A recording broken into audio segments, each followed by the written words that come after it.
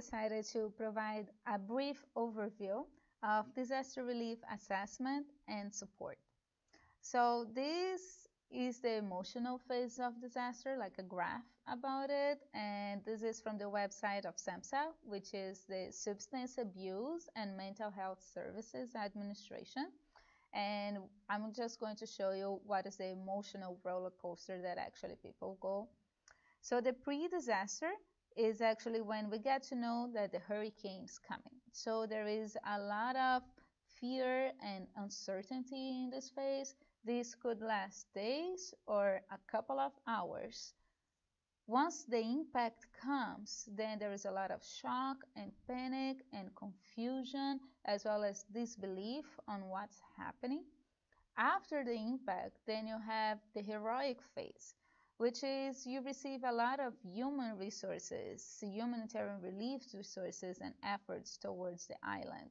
And this brings a lot of positive feelings about what's going on, and everybody will be able to overcome what just happened and all the loss and destruction that happened, which leads to the honeymoon phase, a strong community cohesion of everybody supporting everyone else in overcoming this moment.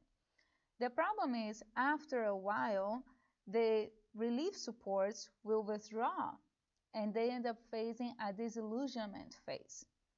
And this phase, it's when the gap between the assistance and the needs of the island become even bigger and broader. So there are many trigger events to even lower emotional phases, which is, for example, when everybody gets told that the electricity will come back, but then it comes and goes the date and it didn't. Or any other big goal for the community will happen, and then suddenly the day comes and the day goes. So this ends up triggering lower emotional states. After that, people are trying to get better and go on and pursue with a new life, but then it comes the anniversary of disaster. So usually 1 year after the disaster, in the anniversary, the emotions usually go down, get dragged down.